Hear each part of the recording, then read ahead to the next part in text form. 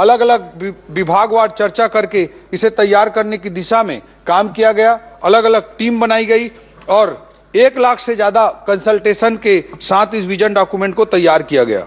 अध्यक्ष महोदय, जो डेमोग्राफी का जो विवरण है, जो ये विजन डॉक्यूमेंट है, इसमें जो डेमोग्राफी का विवरण है वो 3 करोड़ की लगभग हमारी जनसंख्या है, जो आने वाले 2047 में 3 करोड़ 60 लाख से 3 करोड़ 80 लाख तक के होने का अनुमान है।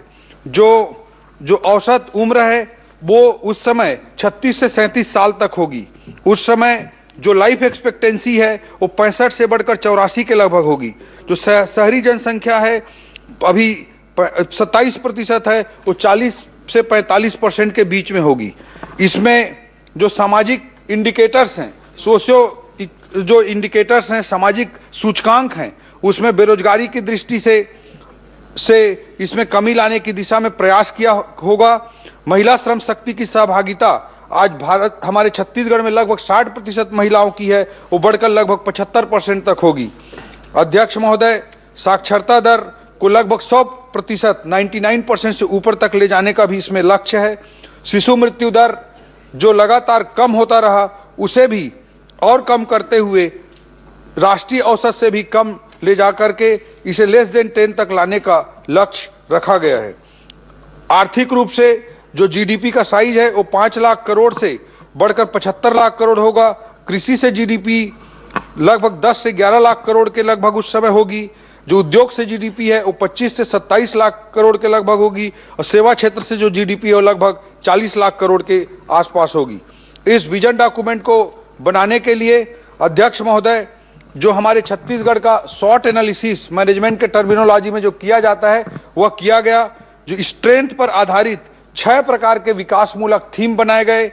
वीकनेस पर आधारित जिसको हम जो हमारे स्टेट की ग्रोथ के लिए जो वीकनेस हैं उनको दूर करते हुए 4 अलग थीम बनाए गए और प्रमुख रूप से 3 इनेबलर्स इस रणनीतिक रूप से इस विजन डॉक्यूमेंट में रखे गए हैं। इसमें एक बड़ा है कि फिजिकल इंफ्रास्ट्रक्चर पहला बिंदु है, दूसरा बिंदु है डिजिटल इंफ्रास्ट्रक्चर और सुशासन और तीसरा बिंदु है अधिकाधिक प्राइवेट इन्वेस्टमेंट। इन रणनीतियों के आधार पर इन 13 थीमों के साथ इस विजन डॉक्यूमेंट को बनाया गया है। अध्यक्ष महोदय, जो हमारे सम्माननीय मंत्रीगण हैं, हमारे आदरणीय मुख्यमंत्री जी का, हमारे वरिष्ठ मंत्रियों का, हमारे उप मुख्यमंत्रियों का भी इस विजन डॉक्यूमेंट के संबंध में चर्चा होगी। इसमें मैं विशेष रूप से जो कुछ थीम के तहत अभी जो कुछ काम हुए हैं, छत्तीसगढ़ ने 25 वर्षों में जो यात्रा की है और आने वाले वर्षों के लिए जो रणनीतियां हैं उसके संदर्भ में मैं कुछ बिंदु रखना चाहूंगा। अध्यक्ष महोदय, जो एजुकेशन की दृष्टि से हमारे छत्तीसगढ़ ने जो बड़ी छलांग लगाई है उसके संदर्भ में हम सबको गर्व भी है और आने वाले समय में एक बड़ी रणनीति के तहत काम करने की भी आवश्यकता है। सन 2000 में जब आदरणीय अटल जी ने छत्तीसगढ़ की पीड़ा को समझते हुए छत्तीसगढ़ राज्य का निर्माण किया था, तब अध्यक्ष महोदय हमारे छत्तीसगढ़ में एक भी राष्ट्रीय स्तर का संस्थान नहीं था। अध्यक्ष महोदय, 2018 में तक आपने प्रदेश का नेतृत्व किया। 2003 से 2018 के बीच में हमारे छत्तीसगढ़ में आईआईटी भी आया, Indian Institute of Technology, IIM भी आया, Indian Institute of Management, AIIMS भी आया, All India Institute for Medical Sciences, HNLU भी आया, Hidayatullah National Law University, NIT भी बना, National institute for Technology, triple IT भी बना, International Institute for Information Technology, CIPET भी बना प्लास्टिक इंजीनियरिंग के लिए। वहीं मैं कहना चाहूंगा आपके माध्यम से सदन को और प्रदेश को अवगत कराना चाहूंगा कि हमारे मुख्यमंत्री जी के प्रखर नेतृत्व के साथ पिछले 2 साल के कार्यकाल में हमारे छत्तीसगढ़ में नवा रायपुर में 3 और राष्ट्रीय संस्थानों के लिए उन्होंने बुनियाद रख दी है। 3 का रास्ता प्रशस्त हो गया है। पहला है NIFT, national institute for fashion technology, NFSU, national forensic science university और NIELIT, national institute for electronics and IT. इतना बड़ा काम आदरणीय मुख्यमंत्री जी ने शिक्षा के छलांग की दृष्टि से, युवाओं की दृष्टि से प्रदेश में लगाई है।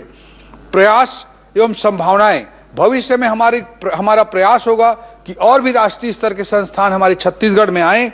इस दृष्टिकोण से जो हम प्रयास करेंगे, इंडियन इंस्टीट्यूट ऑफ साइंस के लिए, एसपीए के लिए, school for planning and architect, Eicher के लिए, Indian institute for scientific and educational research के लिए और नाइपर के लिए, national institute for pharmaceutical education and research, इसके लिए भी हम आने वाले समय में प्रयास करेंगे। और निश्चित रूप से ये राष्ट्रीय स्तर के संस्थान भी हमारे छत्तीसगढ़ के युवा भाई बहनों की दृष्टि से तैयार किए जाएंगे। हमारे मुख्यमंत्री जी के लीडरशिप में, उनके मार्गदर्शन में, उस दिशा में भी हमारी सरकार काम कर रही है। अध्यक्ष महोदय, जो इंडस्ट्रियल ग्रोथ है वो इस विजन डॉक्यूमेंट का अत्यंत महत्वपूर्ण हिस्सा है। हमारे छत्तीसगढ़ में इस इंडस्ट्रियल ग्रोथ को सुनिश्चित करने के लिए हमारी सरकार बनने के बाद आदरणीय मुख्यमंत्री जी ने नई इंडस्ट्रियल पॉलिसी के लिए परिकल्पना की और इंडस्ट्रियल पॉलिसी 2024 से 2030 तक का निर्माण किया गया है।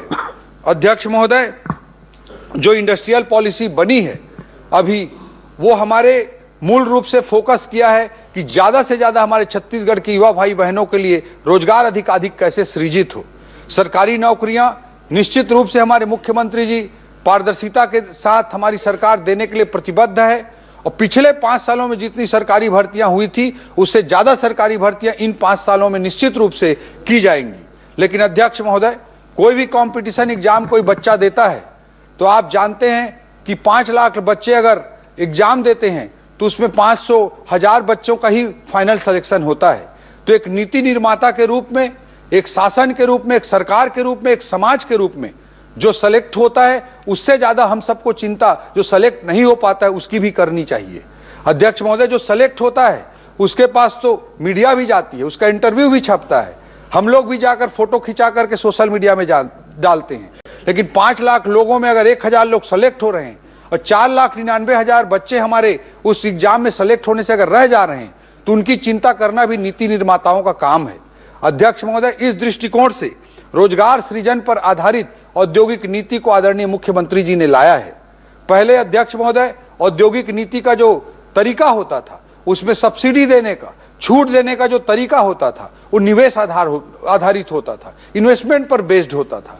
अगर 1,000 करोड़ का कोई इन्वेस्टमेंट करेगा तो ये छूट दी जाएगी, अगर कोई 2,000 करोड़ का इन्वेस्टमेंट करेगा तो ये छूट दी जाएगी, इस तरह का प्रावधान होता था। इस नई इंडस्ट्रियल पॉलिसी में अध्यक्ष महोदय, छत्तीसगढ़ के युवाओं को अधिकाधिक उनके लिए जॉब क्रिएशन हो, ज्यादा से ज्यादा रोजगार सृजन हो, इस विजन के साथ इस नई इंडस्ट्रियल पॉलिसी को हमारे मुख्यमंत्री जी ने तैयार करवाया है, जिसके तहत जो सब्सिडी दी जाएगी, जो छूट दी जाएगी, उसके लिए अध्यक्ष महोदय रोजगार सृजन को क्राइटेरिया बना दिया गया है।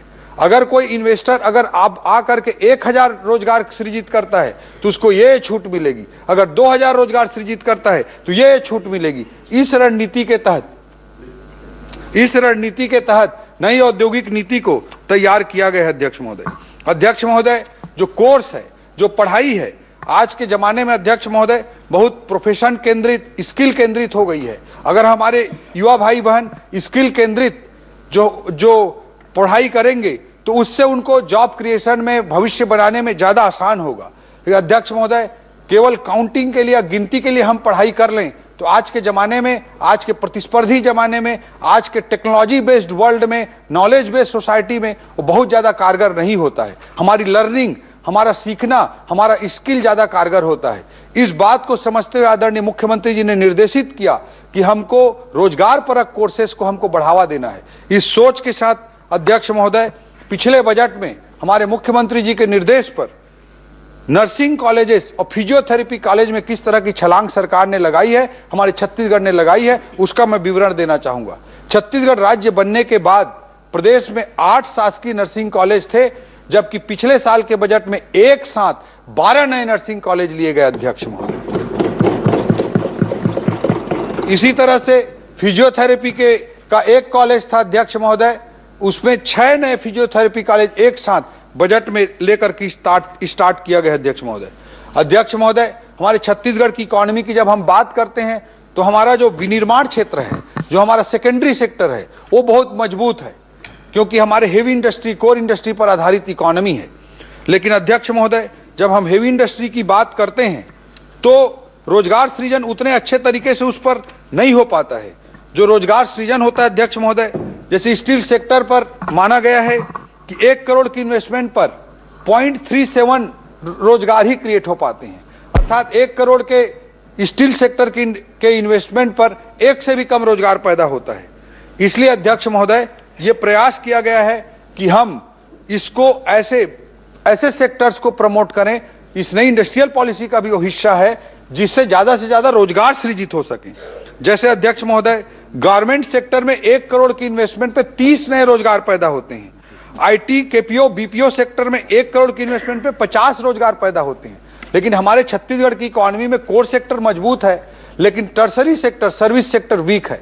इसके कारण से रोजगार सृजन में हमारे छत्तीसगढ़ में अनेक दिक्कतें आती है और जॉब क्रिएशन नहीं हो पाता। हजारों करोड़ की इन्वेस्टमेंट से बड़ी मुश्किल से 500,000 रोजगार ही पैदा होते हैं।